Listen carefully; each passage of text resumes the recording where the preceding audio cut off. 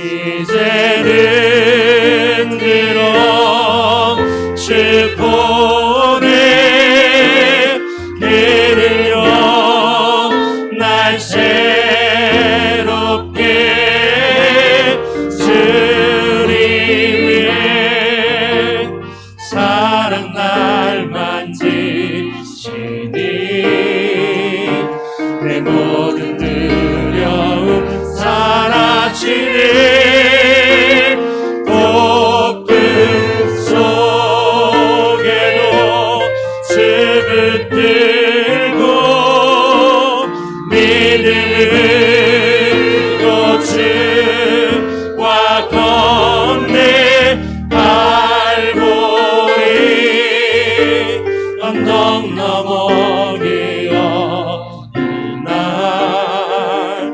주 안에 온전케 되리 주 앞에 나와 주 앞에 나와 제사를 드리네 마음 열어 내 삶을 드리네 주를 봅니다 끝없는 사랑 날 회복시키네 이제는 들어 주 보내 그는요 날 새롭게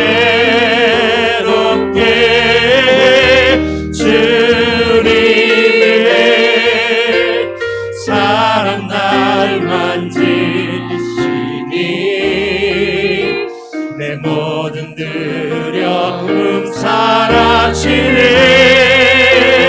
복음 속에도 주 붙들고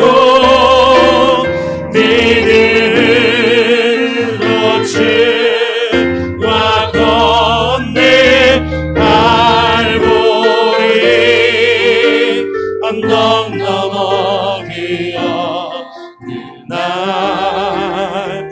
주 안에 온전케 되리 이제는 들어 주 보내 그는요 날 새롭게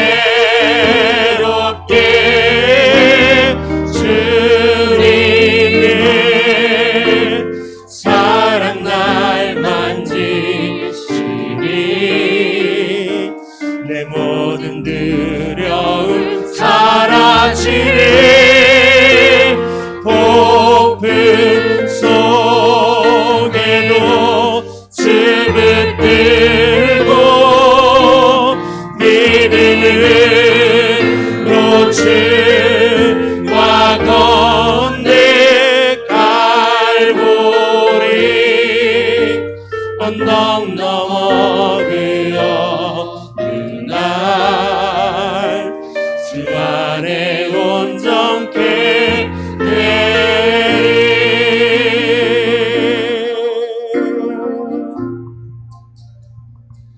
주님의 높고 위대하심을 내 영혼이 찬양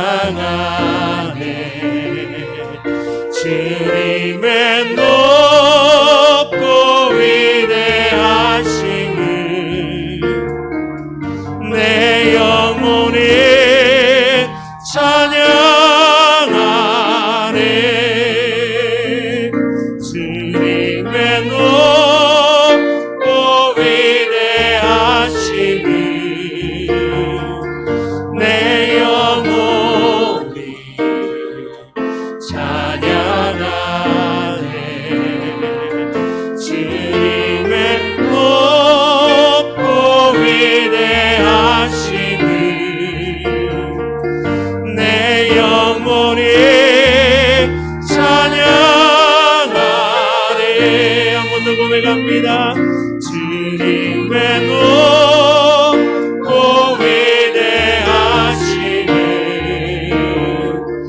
내 영혼이 찬양하네. 주님의 높고 위대하시니 내 영혼이 찬양하네.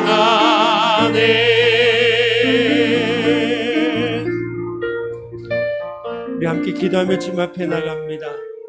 코로나19가 우리를 비록 힘들게 하고 공고하게 하는 가운데 있지만 우리가 주님 앞에 나가 주님을 찬양하고 예배할 때에 하나님께서 우리를 온전케 하시고 우리를 위로하여 주실 줄로 믿습니다. 하나님의 성령으로 함께하여 주시고 오늘도 말씀을 통해서 그러한 하나님의 위로하심이 우리 안에 넘쳐날 수 있도록 도와주시옵소서. 하나님께서 우리 가운데 함께하여 주시고 성령으로 기름 부어 주시옵소서. 함께 기도하시겠습니다. 할렐루야. 구원하고 영원하신 하나님 아버지, 지금도 살아서 역사하시는 하나님 아버지께 감사와 찬양과 영광을 올려드립니다. 창조의 하나님 주님을 찬양하며 구원하신 예수님을 찬양합니다. 이 찬양을 통해 믿음의 열매를 맺게 하시고 우리를 보고 기뻐하시는 주님을 보며 더욱 큰 기쁨을 드리는 삶을 살게 하옵소서. 하나님 아버지, 율전의 모든 가족분들이 지금까지 각 가정에서의 일상생활 및 지내온 모든 순간순간 일어났던 수많은 일들이 합력하여 도우시는 하나님의 은혜임을 고백하며 감사드립니다. 하나님, 주님을 믿으면서도 어려울 일이 있을 때마다 주님을 잊고 하나님을 찾지 않는 불신앙을 용서하옵소서. 광야도 같은 삶의 자리에서 주님의 약속을 믿고 주님의 집에 뿌리를 내려 열매 맺는 믿음이 되게 하옵소서. 또한 우리에게 모든 죄를 자복할 수 있는 용기와 지혜를 주옵소서. 그리하여 죄로부터 자유함을 누리며 살게 하옵소서. 찬양받기에 합당하신 하나님, 한량없는 은혜를 받고 살았음에도 찬양하고 감사하기보다는 원망과 불평으로 가득했던 지난 날들을 회개합니다. 용서하여 주옵소서. 이제부터는 입술과 삶으로 주님을 찬양하고 말씀에 순종하는 삶을 살아가기로 결단합니다. 하나님, 삶이 어렵고 힘들지만 주님이 함께 해주시면 어떤 어려움이라도 능히 극복하고 이길 수 있음을 믿습니다. 고난 속에서도 역사하시는 하나님을 경험할 수 있게 도와주시옵소서. 하나님 말씀대로 살아가는 삶의 자리에서 예배자가 되기를 소망합니다. 일상에서 내게 있는 능력으로 사는 것이 아님을 깨닫게 해주시어 겸손한 자로 만들어주시기를 소원합니다. 하나님 아버지, 세상의 오지에서 말씀과 복음을 전하고자 목숨을 내어놓고 선교 활동을 하시는 선교사분들에게 성령께서 차고 넘치도록 물붓듯이 부어주시고 그들이 간구하는 기도의 음성을 들어주시고 응답하여 주시옵소서. 참목자이신 이유철 담임 목사님 부부를 위하여 기도드립니다. 언제 어디에서나 말씀을 전할 때에 궁휼하심이 하늘에 닿아 능력과 권세가 나타나는 역사가 이루어지게 하옵소서. 거룩하신 하나님, 오늘의 예배 가운데서 홀로 영광과 존귀를 받으시오며 차진희 목사님의 입술을 통하여 받은 말씀으로 율전의 성도님들이 깨달음으로 새롭게 되어 변화된 삶을 살아가기를 소원합니다. 각각의 삶의 모양대로 이 예배를 섬기는 성도님들을 기억하여 주옵시고 그들의 수고를 주님께서 간합하여 주옵소서. 감사드리며 예수님의 귀하신 이름 받들어 기도합나이다. 아멘. 샬롬.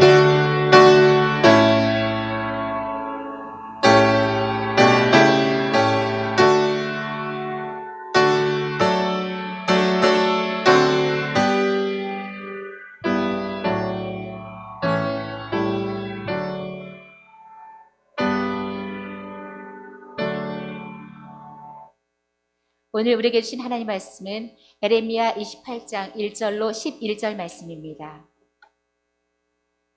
에레미야서 28장 1절로 11절 말씀입니다. 제가 가진 구약성경 1095쪽에 있습니다.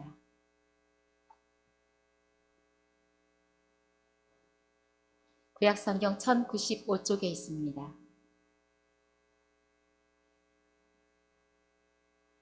찾으셨으면 공독하겠습니다. 그해 곧 유다 왕 시드기야가 다스리기 시작한 지 4년 5째 달, 기브나스의 아들 선지자 하나냐가 여호와의 성전에서 제사장들과 모든 백성이 보는 앞에서 내게 말하여 이르되, 만군의 여호와 이스라엘의 하나님이 이같이 일러 말씀하시기를, 내가 바벨론의 왕의 멍에를 꺾었느니라. 내가 바벨론의 왕 느부갓네살이 이곳에서 빼앗아 바벨론으로 옮겨간 여호와의 성전 모든 기구를 2년 안에 다시 이곳으로 되돌려오리라.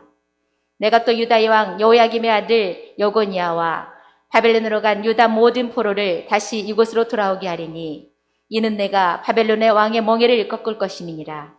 여호와의 말씀이니라 하시니라.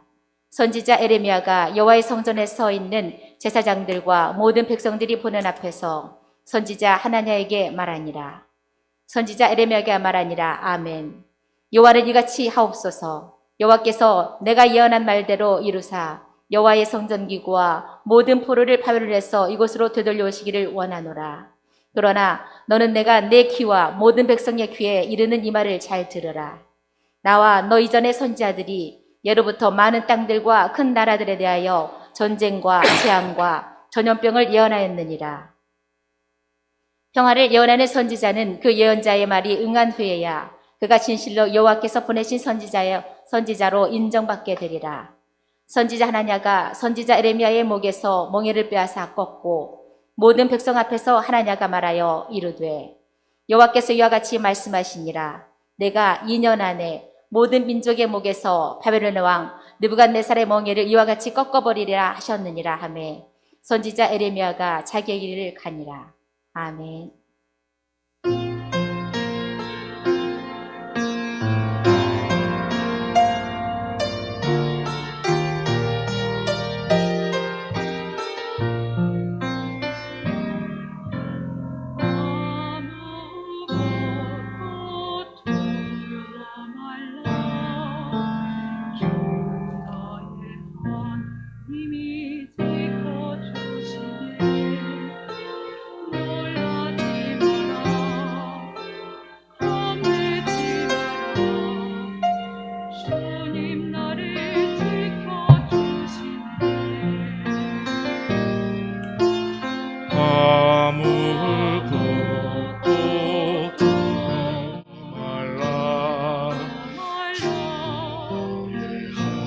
님이 지켜주시네.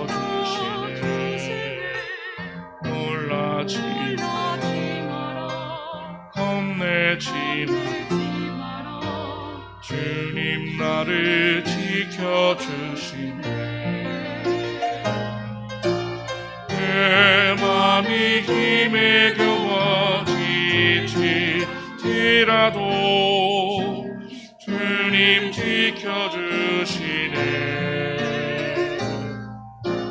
세상의 험한 풍파 몰아칠 때도 주님 나를 지켜주시네. 주님은 나의 산성, 주님은 나의 요새,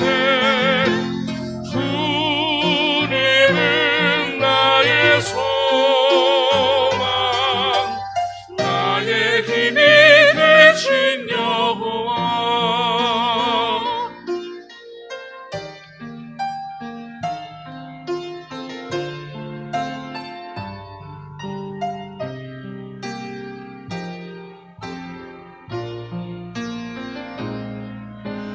내 맘이 힘에 겨워 지칠지라도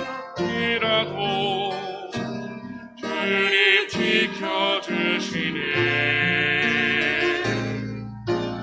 세상의 험한 풍파 몰아칠 때도 주님 나를 지켜주시네.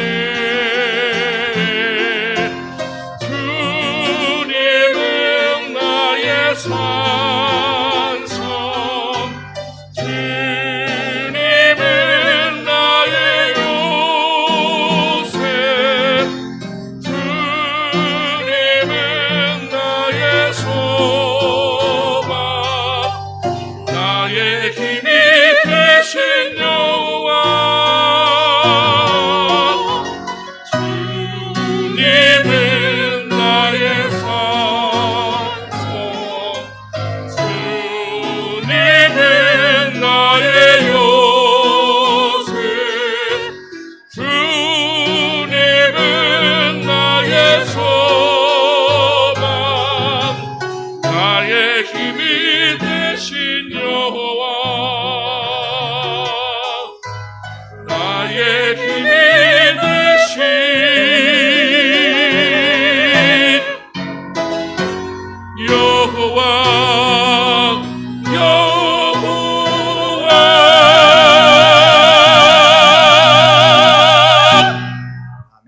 박수로 하나님 영광을 돌리겠습니다.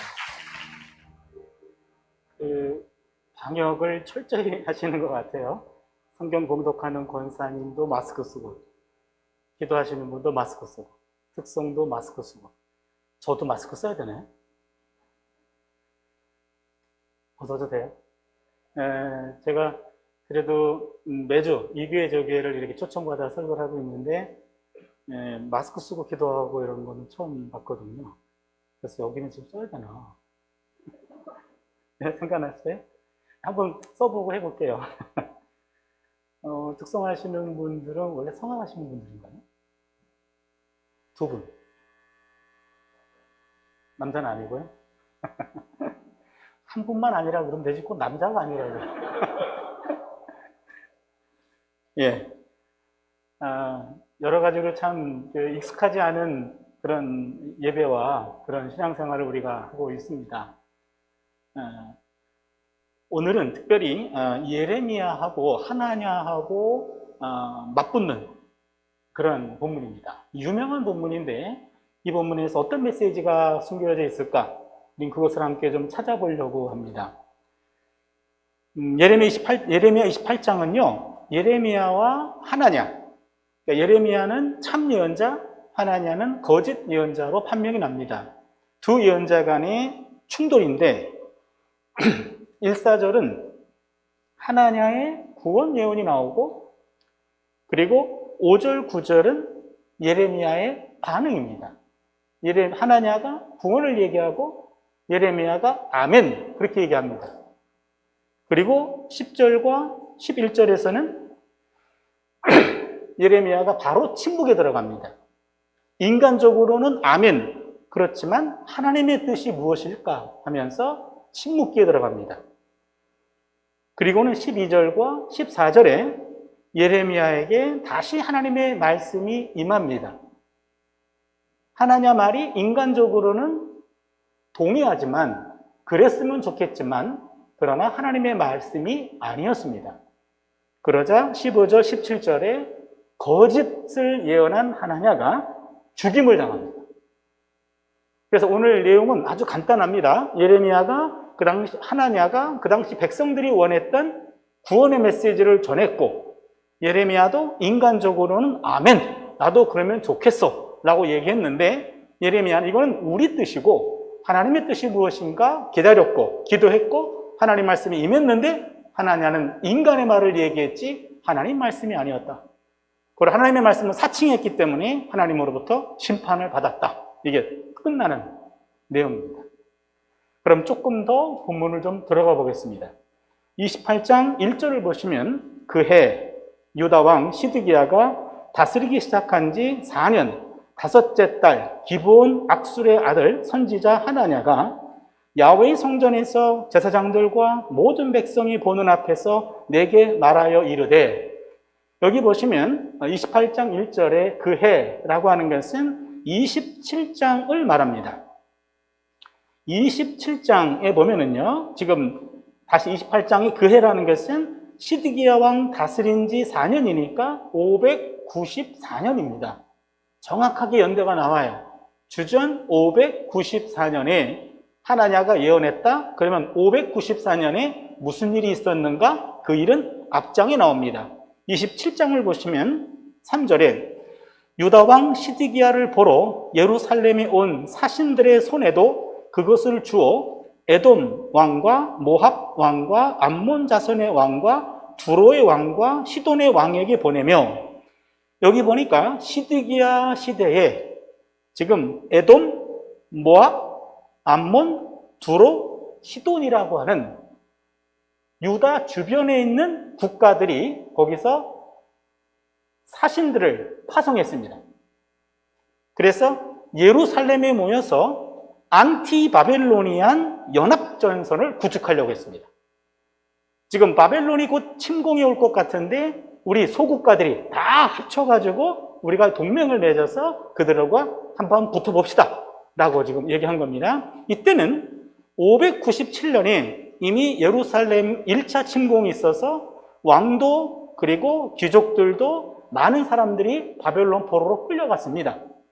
그 다음에 이제는 10년 뒤에 완전히 망하는데 그 직전에 594년에 시디기아 시대에 예루살렘에서 국제 컨퍼런스가 열린 거예요.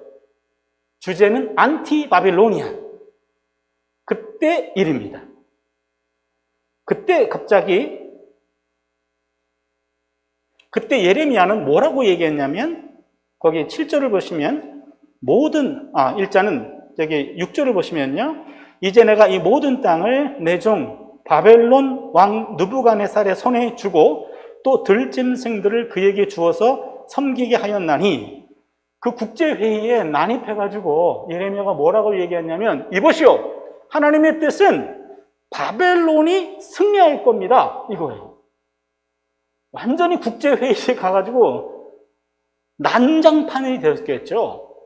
어떻게 하면 바벨론으로부터 벗어날까? 이것이 이슈였는데 예레미야가 개입해가지고 이보시오 쓸데없는 짓 하지 마시오 우리는 바벨론에게 먹히게 돼 있습니다 이렇게 얘기한 겁니다.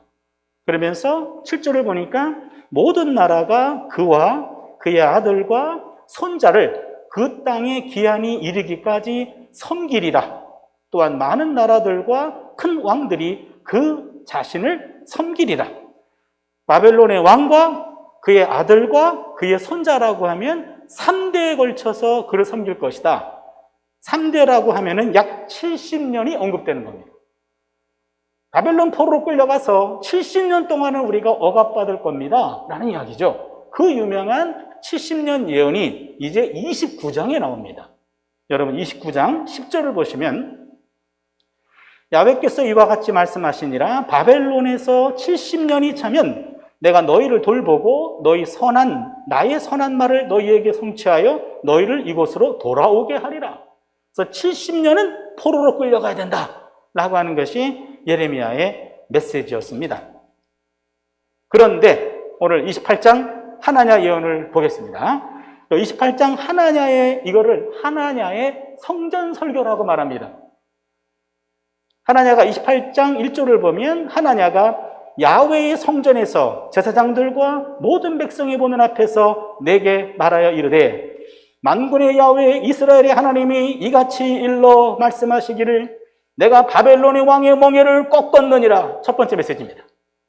내가 바벨론의 왕의 멍에를 꺾었느니라. 두 번째 메시지입니다. 내가 바벨론 왕 느부갓네살이 이곳에서 빼앗아 바벨론으로 옮겨간 야훼의 성전 모든 기구를 2년 안에 다시 이곳으로 돌아오게 하리라. 두 번째 메시지고요. 그 다음에 4절을 보시면 내가 또 유다 왕 여호야김의 아들 여고니아와 바벨론으로 간 유다 모든 포로를 다시 이곳으로 돌아오게 하리니 이는 내가 바벨론 왕의 멍에를 꺾을 것임이라 야훼의 말씀이니라. 세 번째 메시지죠. 포로로 끌려간 사람들이 돌아올 것이다 라는 거죠. 바로 이 세 가지 메시지를 지금 하나냐가 예언한 겁니다. 그 당시에 많은 유다 백성들이 기도했던 제목이죠. 지금 바벨론의 통치가 곧 종결된다. 597년부터 시작했고 지금 5년이 지났습니다. 그런데 예레미야는 70년이 지나야 된다고 예언했는데 하나냐가 갑자기 예루살렘 성전 설교에서 하나님이 내게 말씀을 주셨는데 새로운 말씀을 주셨습니다. 2년 안에 돌아옵니다. 그리고는요 포로로 끌려간 왕도 귀환합니다 라고 그렇게 예언했습니다. 이 당시 백성들의 간절한 희망이고 염원이기도 했습니다. 이 당시 국가적인 최고 현안이었고 기도 제목이기도 했습니다.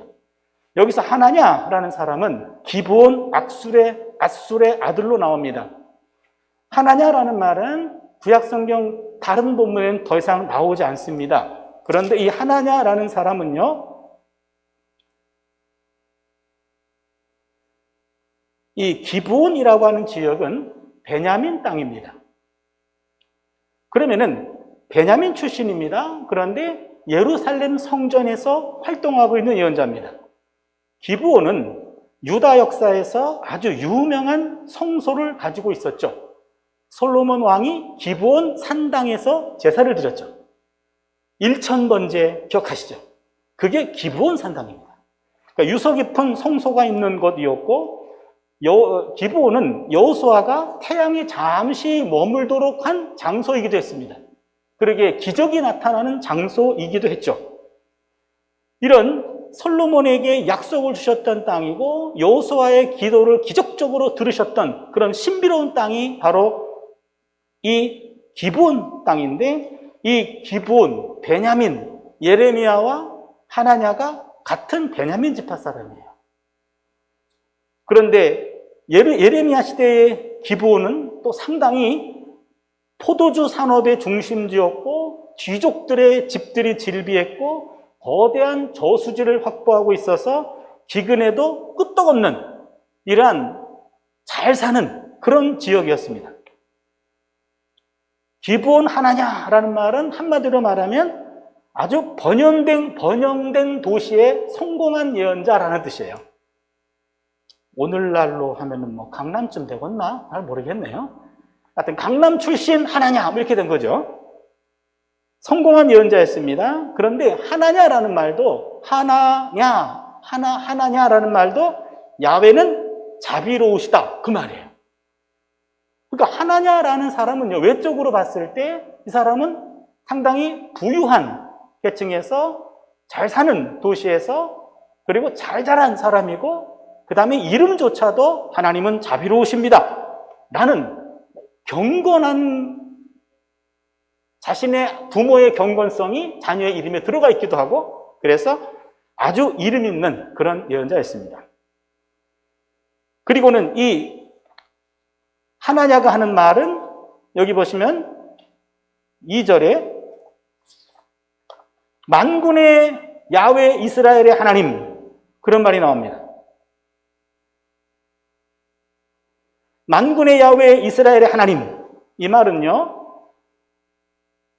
야훼 하나님이 성전에 좌정하고 계십니다 라는 것을 뜻하는 용어입니다. 그러면 무슨 말이냐면 하나님은 지금 시온에 거하십니다 이 말이죠. 하나님은 시온에 거하시기 때문에 이방인들이 공격해와도 무너지지 않습니다. 이사야 선지자가 701년에 예언했던 것과 비슷합니다.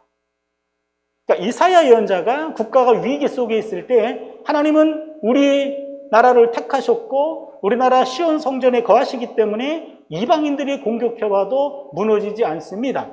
그 하나님이 내게 말씀하셨습니다 라는 것은 이사야 선지자의 메시지를 하나냐가 지금 여기서 받아들이고 있는 겁니다. 그런데다가 지금 하나냐도 나름대로 선배 예언자들의 메시지들을 알고 있었어요. 이사야 메시지를 수용한 겁니다. 그러면서 꺾었느니라 라고 하는 말은 완료형이에요. 여러분, 완료형이라는 말은 꺾을 것입니다 라는 말이 아니라 꺾었다 이 말은 앞으로 일어날 일들이 너무나 분명하기 때문에 완료형을 사용합니다. 이거를 우리는 예언적 완료형이라고 표현합니다. 그러니까 하나냐라고 하는 사람은 지금 객관적으로 봐도 그의 메시지를 봐도 지금 예언자 전통에 서 있는 합법적인 그런 정당한 예언을 하고 있는 겁니다. 유대인 철학자 마틴 부버가 이 사건을 이렇게 말합니다. 예레미야 일생 최대의 위기는 하나냐라고 하는 동료 예언자와의 격돌이었다. 왜냐하면 생명을 담보로 해야 했기 때문이다. 그렇게 말합니다. 목숨을 건 대결이었습니다. 만약에 의로운 사람과 사악한 자의 싸움이었다면 그냥 누가 봐도 이거는 의로운 사람이 손을 들어줄 텐데 하나냐도 사악한 사람이 아니에요. 도덕적으로 문제가 있는 사람도 아니에요. 그는 오히려 예레미야보다 더 인기 있는 사람입니다. 예레미야는 성전 설교, 여러분 기억 안 나시죠? 예레미야 7장 성전 설교 이후에 성전으로 몰려드는 성도들을 향해서 여러분 이 성전은 망합니다 그렇게 예언했어요. 그리고 당신들이 도적의 굴효로 만들었습니다 이렇게 얘기했어요. 그러자 예레미야는 그때부터 성전 출입이 금지되었고 그 나라의 왕따가 되었습니다. 그렇다면 늘 홀로 서 있으면서 이상해 보이고 불신당하고 있는 예레미야, 왕따 예레미야와 많은 사람들에게 위로가 되고 희망을 주고 존경받는 지도자 하나냐, 한마디로 말하면 왕따 예레미야와 인기짱 하나냐와의 대결이에요. 왕따와 인기짱이 붙은 겁니다. 여기에서 이제는 충돌이 생겼습니다. 과연 바벨론 포로로 끌려간 사람들이 2년 만에 돌아온다라는 하나냐의 예언이 맞는가? 아니면은 70년이 돼야 돌아온다라는 예레미야의 예언이 맞는가? 이것이 문제가 된 거죠. 오늘 본문을 보면은요, 6절입니다. 선지자 예레미야가 말하니라. 지금요, 상당히 재밌는 것은 5절도 보시면 선지자 예레미야가 야훼의 성전에 서 있는 제사장들과 모든 백성들이 보는 앞에서 선지자 하나냐에게 말하니라. 둘 다 선지자예요. 선지자 예레미야가 선지자 하나냐에게 말한다. 둘 다 선지자입니다. 이거 어떻게 하면 좋습니까? 둘 다 선지자고 둘 다 하나님 말씀 받았다고 그러는데 둘의 내용이 달라요. 6절에 선지자 예레미야가 말하니라. 아멘. 야훼는 이같이 하옵소서. 야훼께서 네가 예언한 말대로 이루사 야훼의 성전 기구와 모든 포로를 바벨론에서 이곳으로 되돌려 오시기를 원하노라. 아멘. 그 말은 뭡니까? 나도 그리 되었으면 좋겠다. 바벨론의 종식이 끝나고 또한 바벨론 포로로 끌려갔던 사람이 돌아오고 성전 기구들도 돌아왔으면 나도 좋겠다. 아멘. 그렇게 얘기했습니다. 그러나 7절을 보십시오. 그러나 너는 내가 네 귀에 모든 백성의 귀에 이르는 내 귀와 모든 백성의 귀에 이르는 이 말을 잘 들으라. 8절이 중요합니다. 나와 너 이전 선지자들이 예로부터 많은 땅들과 큰 나라들에 대하여 전쟁과 재앙과 전염병을 예언하였느니라. 9절입니다. 평화를 예언하는 이 선지자는 그 예언자의 말이 응한 후에야 그가 진실로 야훼께서 보내신 선지자로 인정받게 되리라. 두 가지를 말합니다. 첫 번째는 예언자들의 선배 예언자들이 했던 전통을 기준으로 삼는 겁니다. 전통 기준. 또 하나는 그 예언이 평화를 예언하는 예언이라고 한다면 그것이 응해야 참 예언이다. 성취 기준입니다. 예레미야는 지금 두 가지를 기준으로 해서 거짓 예언과 참 예언을 구분하고 있습니다. 우리가 한 예언이 과연 선배 예언자들이 했던 예언의 전통과 맞느냐? 이것이 하나. 또 하나는 그 예언이 만약에 전통적으로는 심판을 예언했기 때문에 당신 같은 샬롬을 예언한다면 그 샬롬은 성취가 돼야 참 예언이다. 왜냐하면 예외적인 예언이었기 때문에 그 두 가지를 지금 얘기하고 있습니다. 이 말은 예레미야가 조롱하는 말은 아니에요. 아멘이라는 말은 조롱의 말이 아니라 나도 정말 그랬으면 좋겠다. 자신의 진심을 이야기한 거죠. 신명기 본문에 보면은요, 신명기 18장 22절에 만일 선지자가 있어 야훼 이름으로 말한 일에 증언도 없고 성취함도 없으면 이는 야훼께서 말씀하신 것이 아니요 그 선지자가 제 마음대로 한 말이니 너는 그를 두려워하지 말지니라. 증언도 없고 성취도 없다면 그거는 거짓 예언이다 라는 이야기죠. 그러기에 오늘 예레미야가 중요한 얘기를 하고 있습니다. 참 예언과 거짓 예언의 구분은 예언 전통에서 기초, 예언 전통의 근거에서 봐야 된다. 또 하나는 그 예언은 성취돼야 된다. 이 두 가지 내용을 얘기해 주고 있습니다. 그런데 이 성취 기준도 그렇고 예언자의 전통에 서 있는 것도 그렇고 예레미야가 보기에 하나냐는 이사야 전통에 서 있단 말이에요. 그럼 이것으로도 구분이 안 돼요. 성취 여부는 하나님이 계획을 바꿀 수도 있어요. 이게 너무나 어려운 문제입니다. 하나님 말씀하시고 변경할 수도 있어요. 아모스 7장 2절로 3절입니다. 메뚜기가 땅의 풀을 다 먹은지라 내가 이르되 주 야훼여 청하건대 사하소서. 야곱이 미약하오니 어떻게 서리까 하매 야훼께서 이에 대하여 뜻을 돌이키셨으므로 이것이 이루어지지 아니하리라 야훼께서 말씀하셨느니라. 아모스 7장 1절을 보시면요, 하나님이 메뚜기를 통해서 그 당시 이스라엘 백성들의 농토를 다 휩쓸어 버리게 해주는 것을 환상으로 보여줍니다. 그때 아모스가 환상으로 보고 하나님, 야곱이 너무나 미약해서 그 심판받으면 우리 다 죽습니다. 그랬더니 하나님이 뭐라고 그러시냐면 내가 뜻을 돌이키겠다. 이 원어로 보면 하나님의 후회라고 나와요. 내가 심판하기로 한 것을 후회하고 내가 이것을 이루지 않겠다 하면서 하나님이 바꾸신단 말이죠. 그렇다면 성취 기준도 그 당시에는 모르는 거예요. 그러니 지금 하나냐와 예레미야가 서로 충돌했는데 하나냐는 뭔 생각을 하는지는 모르겠어요. 예레미야는요, 적어도 두 기준이 있는데 두 기준 가지고도 나도 모르겠다 이 말이죠. 나도 모르겠다. 그런데 예레미야는 확신이 없었기 때문에 더 이상 말하지 않고 하나냐는 확신이 있었기 때문에 예레미야의 목에 있는 멍에를 꺾어버립니다. 왜냐하면 27장에서 예레미야가 국제 컨퍼런스에 목에다가 멍에를 메고 참석해요. 그래놓고 무슨 얘기입니까? 일종의 상징행위예요. 여러분의 나라와 우리나라가 바벨론의 멍에를 맬 것입니다 라고 멍에를 메고 예언한 거예요. 하나냐가 그것을 보더니 멍에를 꺾어버립니다. 예레미야도 하나냐도 상징행위로 맞선 겁니다. 그것이 11절을 보시면 10절에 보시면 선지자 하나냐가 선지자 예레미야의 목에서 멍에를 빼앗아 꺾었다.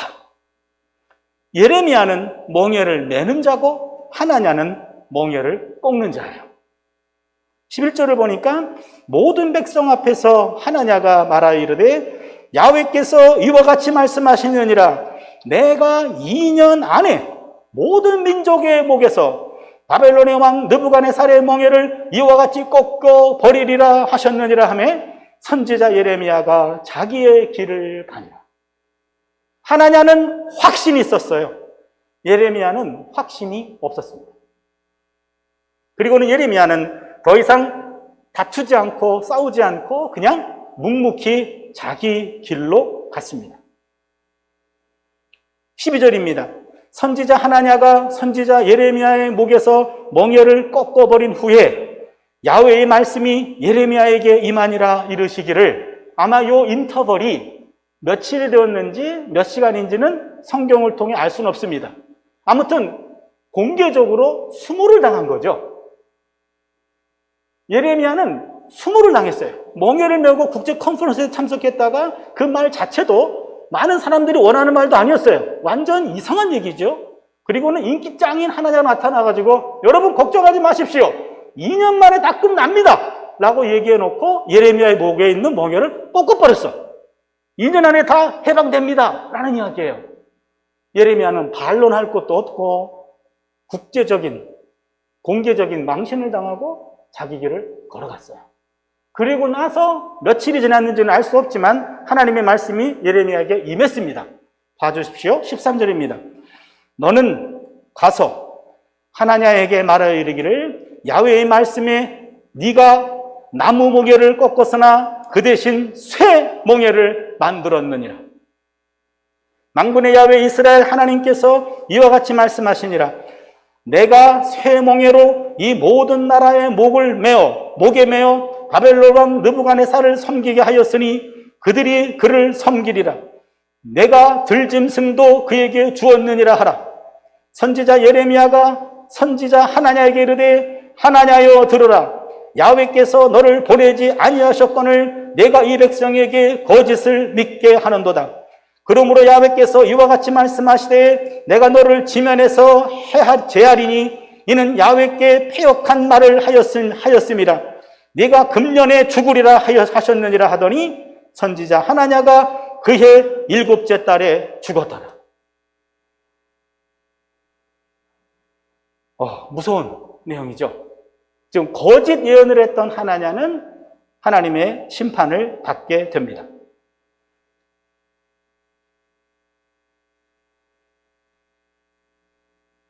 예레미야와 하나냐의 이 대결, 하나냐는 바벨론의 억압으로부터 벗어난다. 예레미야는 바벨론의 억압을 받아들여야 된다. 이것이 그 당시에 핫 이슈였습니다. 하나냐는 하나님은 우리 민족의 하나님이기 때문에 우리 민족을 내버려 두지 않을 것이다. 예레미야는 하나님은 우리 민족만의 하나님이 아니라 열방의 하나님이기 때문에 때로는 적국을 통해서 우리를 심판하실 수도 있다. 이 차이죠. 어찌 보면은 하나냐는 그 당시 애국주의자였을지 모르겠어요. 하나냐는 민족주의자였을지 모르겠어요. 하나냐는 국가주의자였을지 모르겠습니다. 그러나 예레미야는 예레미야 1장 5절부터 내가 너를 열방의 선지자로 세웠노라. 처음부터 예레미야라고 하는 사람은 한 민족의 이익만 대변하는 사람이 아니었고 한 국가의 이익을 대표하는 사람도 아니었고 하나님의 편에 서 있는 사람이었습니다. 그러기에 하나님의 시각을 가지고 역사를 봤기 때문에 똑같은 상황에 대해서 서로 다른 그런 메시지를 던지게 되었던 거죠. 하나님은 한 나라의 흥망성쇠보다도 하나님의 뜻을 더 우선하십니다.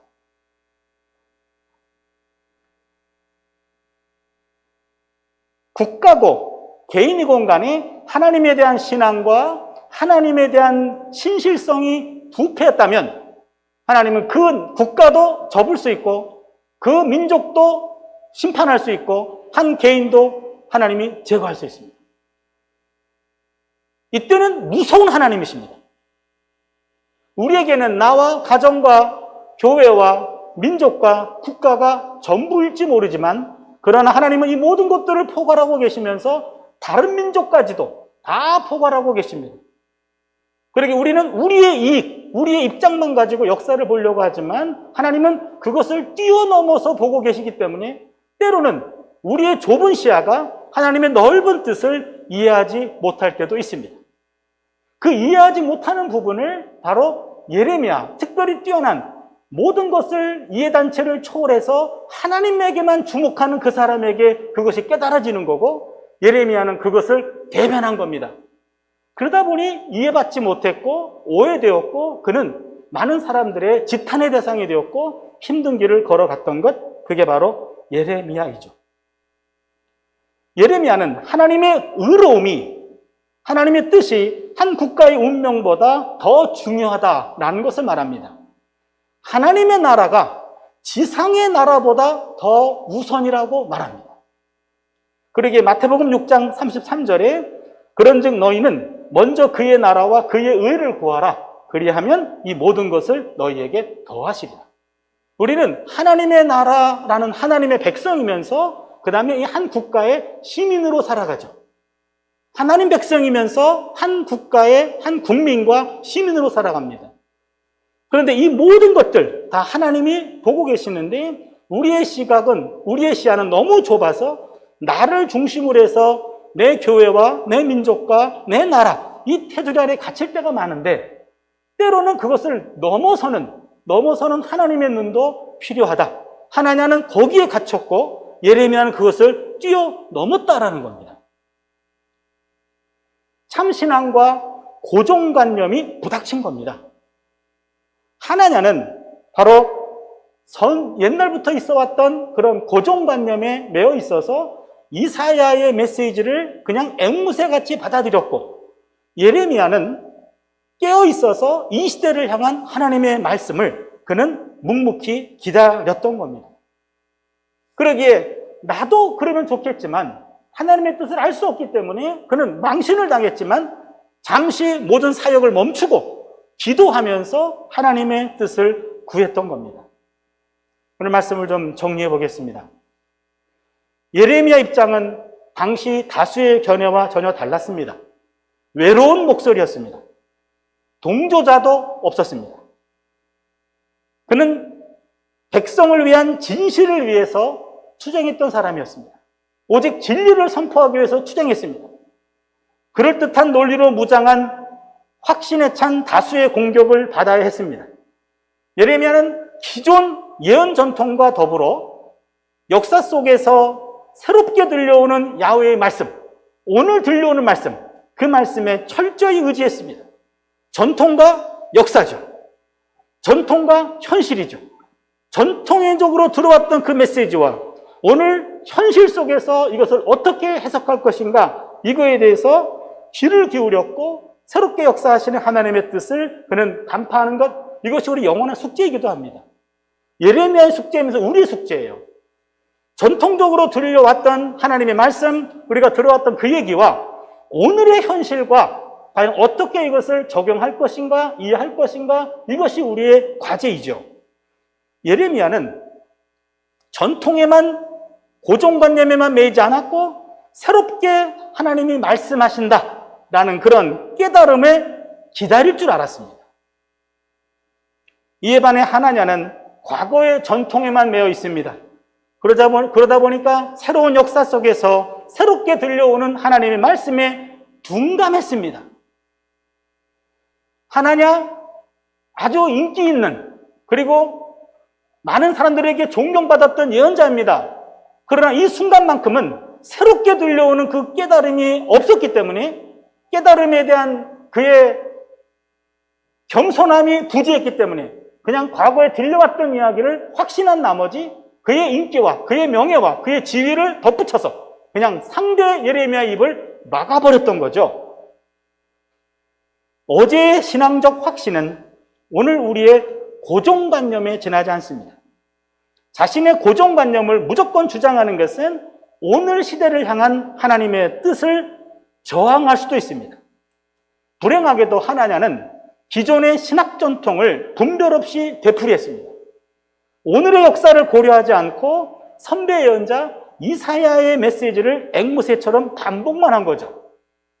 이는 참된 신앙이 아니고 잘못된 고정관념에 지나지 않습니다. 결국에는 거짓이 될 수도 있어요. 여러분, 쉽게 얘기하면 과거에는 뭉치면 살고 흩어지면 죽는다 그랬잖아요. 요즘은 반대죠. 뭉치면 죽고 흩어지면 산다. 이게 코로나 시대의 뉴 노멀이 됐어요.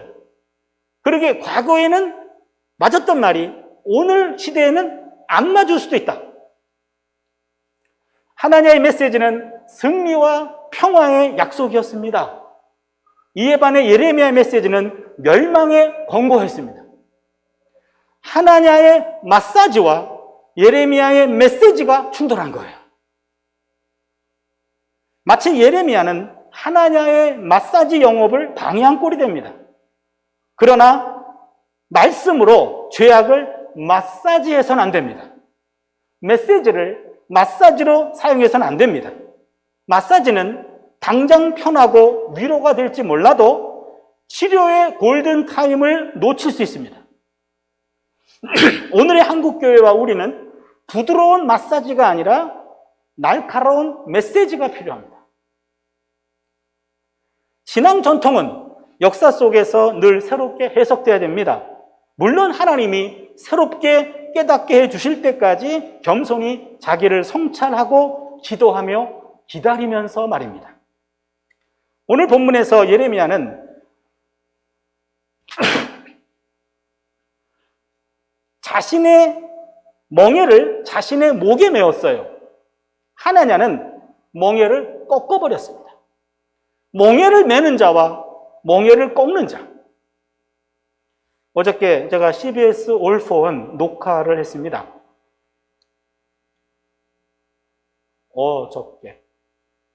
그저께. 예. 어저께 너무 이거 썼기 때문에 어저께라 그랬네요. 그저께 금요일입니다. 주제가 요한계시록에 나오는 7교회에 관한 말씀이었습니다. 마지막에 저는 이렇게 질의응답하면서 맨 마지막에, 그러니까 7교회를 향해서 예수님이 전한 말씀이 요한계시록 2장, 3장이거든요. 뭐 에베소 교회, 서머나 교회, 빌라델피아 교회 쭉 나오잖아요. 그렇다면은 예수님이 오늘 한국 교회를 본다면 과연 어떤 메시지를 던지리라고 생각하십니까? 라는 질문이 떨어졌어요. 며칠 동안 고민하다가 제가 그런 말씀을 드렸습니다. 한국 교회여, 상식을 지켜라. 이 말 한마디로. 한국 교회여, 상식을 지켜라. 호세아 6장 6절은 나는 인애를 원하고 제사를 원하지 아니하며 번제보다 하나님을 아는 것을 원하노라. 인애, 여기서 인애라는 말, 헤세드라고 하는 말은 상식의 의미로도 풀 수 있습니다. 나는 상식을 원하고 제사를 원치 아니하며 번제보다 하나님을 아는 것을 원하노라. 하나님은 지금 어찌 보면은 제사보다 상식을 더 원하는 것이 아닌가? 그런 말씀이었습니다. 초상식과 몰상식은 구분해야 됩니다. 여러분, 교회는 자주 세상과는 다르다는 생각으로 세상의 상식을 무시할 때가 종종 있습니다. 그러나 초상식과 몰상식은 다릅니다. 교회의 상식은 몰상식이 아니고 초상식입니다. 여러분, 초상식과 몰상식은 공통점이 있어요. 상식 바뀌라는 게 공통점입니다. 초상식도 상식 바뀌고 몰상식도 상식 바뀌예요. 과거에 기독교인들은 다르다, 그런 말을 들었습니다. 이때는 칭찬이었어요. 이거는 초상식입니다. 요즘에는 기독교인들은 틀렸어, 이거는 비난입니다. 이거는 몰상식입니다. 초상식과 몰상식. 초상식은 상식을 포함하고 있어요. 몰상식은 상식이 배제가 됩니다. 그러게 초상식은 상식 위예요. 몰상식은 상식 이하예요. 초상식은 나를 희생합니다. 몰상식은 남을 희생케 합니다. 초상식은 십자가를 집니다. 몰상식은 십자군이 됩니다. 초상식은 박수와 존경을 낳습니다. 몰상식은 손가락질과 멸시를 가져옵니다. 교회는 멍에를 힘으로 꺾는 것이 아니고 멍에를 기꺼이 지는 것이에요. 교회의 희생으로, 교인들의 희생으로 비교인들을 살리는 것, 이것이 교회입니다. 참 예언자는 주문받은 대로 말하지 않았습니다. 참 예언자는 하나님이 말씀하셨다는 확신이 생길 때까지 기다렸습니다. 깊은 성찰을 거치고 난 다음에 깨닫고 나서야 말을 합니다. 예레미야 42장에도 보면은요, 나라가 망했습니다. 드디어 예레미야 예언이 성취가 됐어요. 나라가 망했습니다.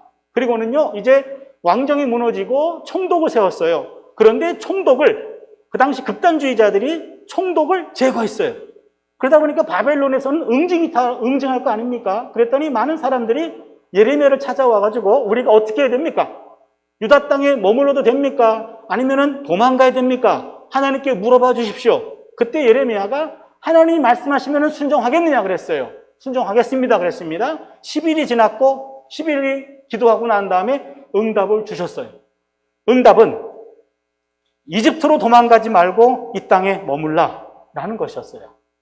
그러나 그들은 본인들이 원하는 메시지가 나오지 않자 예레미야를 거짓 예언자로 몰았고 예레미야까지 이집트로 끌고 갔습니다. 여기서 주목하고 싶은 것은 바로 예레미야가 하나님의 뜻에 대한 질문을 받았을 때 즉각적으로 자기 생각을 말하지 않았고 응답될 때까지 하나님 앞에서 기도하고 몸부림쳤다라고 하는 대목입니다. 예레미야는 하나님이 깨닫게 해주실 때까지 기도하며 기다립니다. 하나냐의 확신에 찬 거침없는 행동과 예레미야의 우유부단해 보이는 신중한 처신이 대조적입니다. 하나냐와 같이 자신의 지식과 자신의 경험과 자신의 주장과 자신의 관념에 매인 나머지 새롭게 다가오는 하나님의 말씀을 놓칠 수가 있습니다. 예레미야는 선배 예언자들의 말씀에 철저히 뿌리를 내렸습니다. 동시에 오늘 들려오는 하나님 말씀에 민감한 자세를 취한 겁니다. 오늘 말로 하면 기록된 말씀, 성경을 연구하고 깊은 기도, 하나님의 뜻을 깨닫는 것이며 진정한 깨달음은 깊이 있는 말씀과 매일매일의 기도를 통해서 주어집니다. 그래서 깨달음은 날마다 주어지는 겁니다. 이사야 50장 4절을 보시면 주 야훼께서 학자들의 혀를 내게 주사 나로 곤고한 자를 말로 어떻게 도와줄 줄을 알게 하시고 아침마다 깨우치시되 나의 귀를 깨우치사 학자들같이 알아듣게 하시는도다. 아침마다 깨우치시되, 이 대목입니다. 참 예언자는 깨달음이 없이는 행동하지 않습니다. 예레미야는 늘 깨달음에 민감했습니다. 그래서 말씀과 기도로 깨달음을 기다렸습니다. 깨달음 이후 말하고 깨달음 이후 행동했습니다. 그에게서 우리는 깨달음의 영성을 보게 됩니다. 오늘은 우리가 많은 기도가 필요합니다. 생각하는 그리스도인들이 필요하고요. 깨어있는 그리스도인들이 필요하고요, 깨닫는 그리스도인들이 필요합니다.